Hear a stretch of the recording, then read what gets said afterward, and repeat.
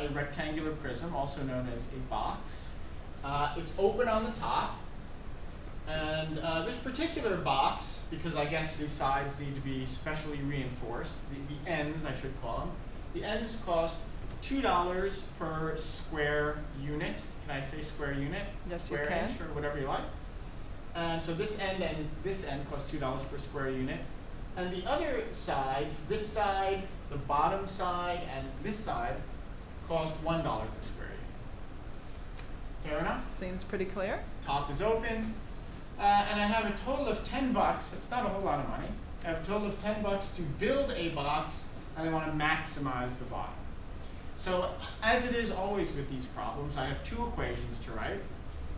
Which one do you think I should write first, Ms. Stewart? Well, it asks for volume, so let's go with volume. Let's do that. Let's maximize the volume. Now, it would be written, but I mean, I wrote this here. The ends are square. That would have to be given to you. It's this particular one I labeled x by x, and the length is y. So the volume is length times width times height. Whichever way you call height is all right. So that's the volume.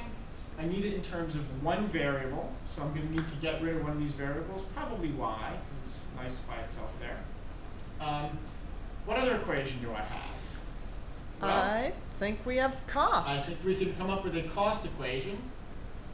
So how much does it cost to build this thing? Well, this end right here is going to be $2 per area. In this case, the area is x squared. So I'm going to write 2 times x squared. I have a side opposite it, also the same cost. That's another 2x squared. And then I have this side, which is xy. I have underneath, which is xy, and I have another xy. Can I just write 3xy since I got 3 of them?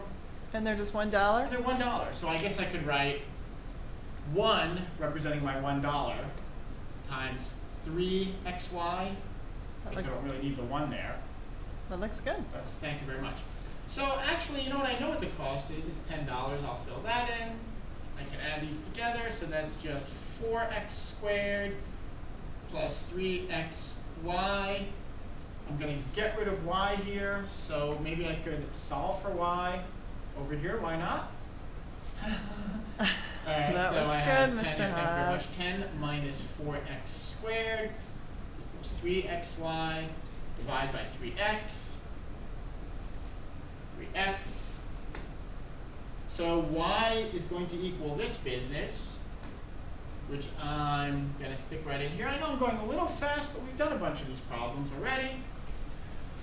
So my volume equation is equal to x squared times 10 minus 4x squared over 3x. Do a little simplifying. Remember, this is really over 1. Get rid of an x. Get rid of an x. I'll distribute that.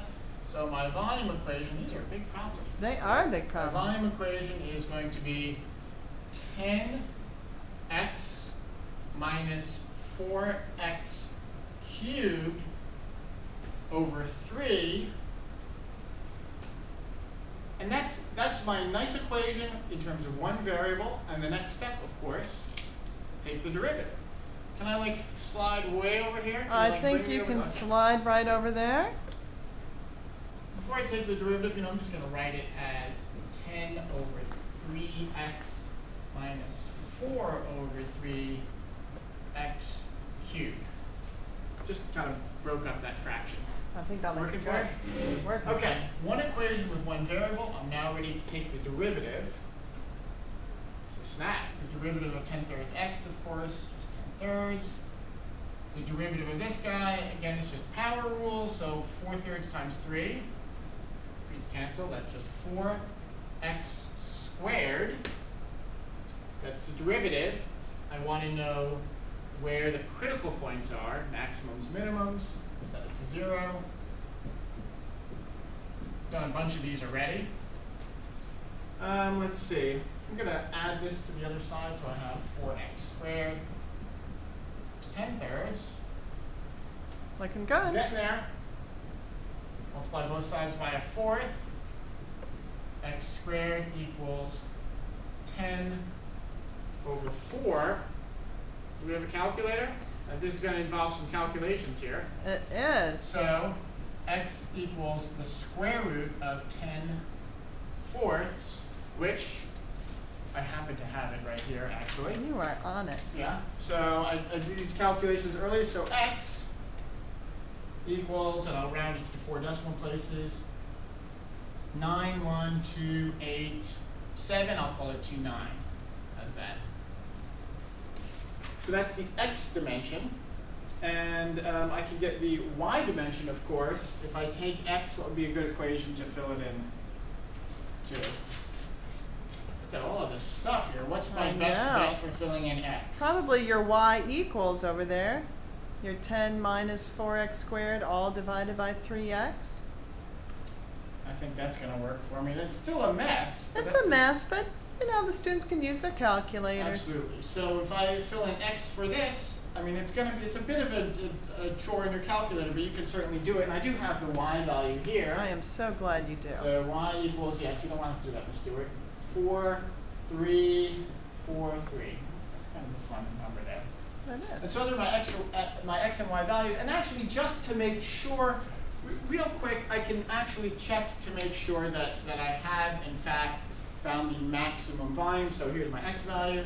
As opposed to the minimum value. Yeah, but I want to make sure I found the maximum. Yeah. So it's 0.9129, whatever. I'll stick in a 0. This thing, that's okay. It's defined as 0. So I'll stick in a 0, and in fact, to my derivative here, and I definitely get a positive. Very nice. Stick in a 10. Why not? Well, it's roughly 3 minus 10 squared. What's going to be some huge number? 400. That's definitely negative. Positive, negative. So in fact, that is a maximum. So these are my x, y values. And I could find the volume of the box. Of course, if I just stuck in x here and I stuck in y, I could find where that maximum volume is. But I was just asking for the dimensions. It gives you maximum. Nicely done, Okay, Mr. Bob. thanks.